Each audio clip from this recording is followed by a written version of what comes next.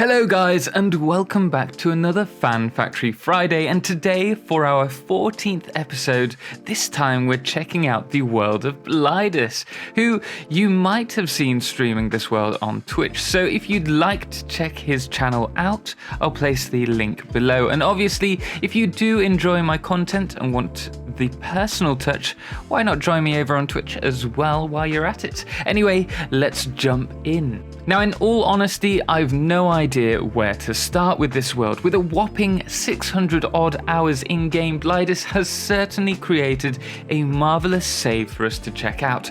And before we go further into the save, I should mention it is heavily modded. And I'll try my best to list the majority of the mods at least as we go through the tour of the map. Also, if I've covered that particular mod in our Mod Monday series, I'll also place a link to that video above in the top right hand corner. Anyway, let's start at the hub. What I love about this area is actually the accessibility of the storage area despite it being spread across 5 levels. Items are easily viewable, and I love how the belt on the background is running items above and behind to the awesome sink, which just gives the area a nice element of fluidity.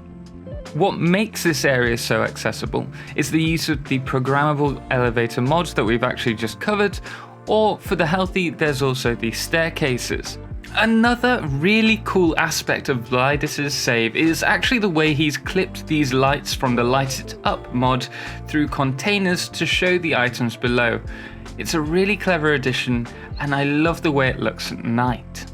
Now, the hub area is walled up and looks really clean. However, if there's one thing I would personally change, it would be being a bit more sporadic with the use of glass to make areas really stand out. But that's just a personal choice. You hear me talk about it in videos as well. Stepping outside, there are 2 mods that really stand out from the get-go, both the Refined Power with its renewable energy sources and the Dyson Sphere, as well as the Farming mod.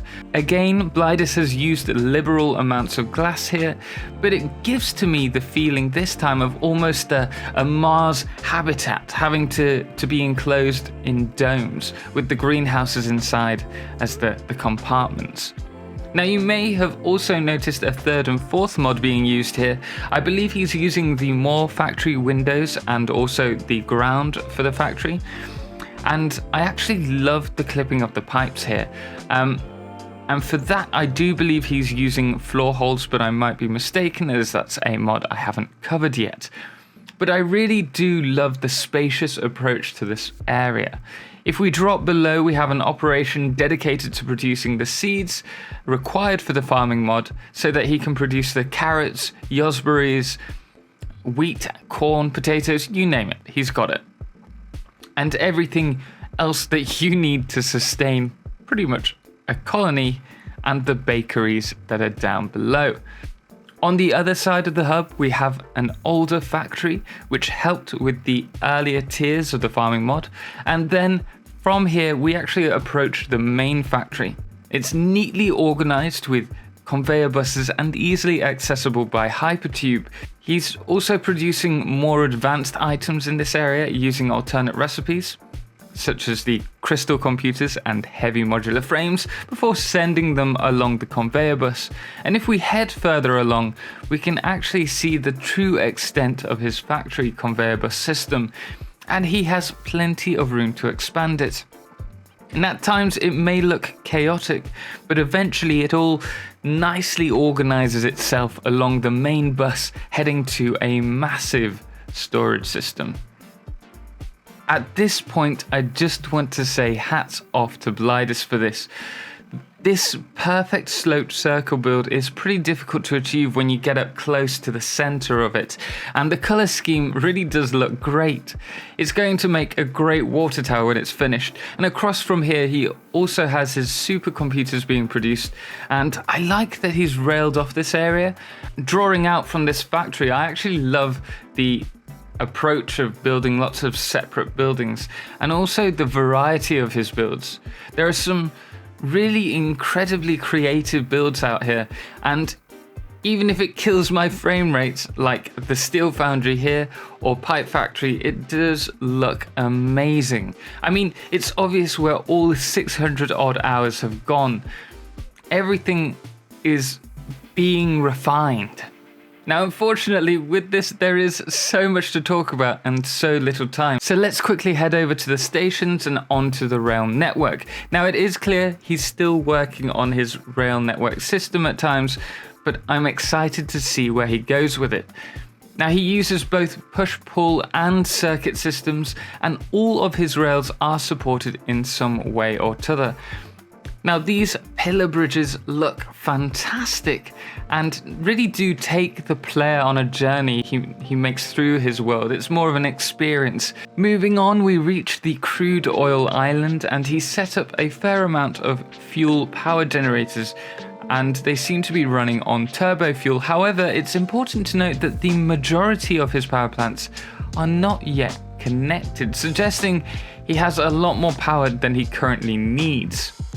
We also have some aluminum production over by the turbo fuel generators, and I'm sure this is just the start of his work, but I love the mixture of conveyors under the factory and these little boxes he's manufacturing on to give him that extra bit of space.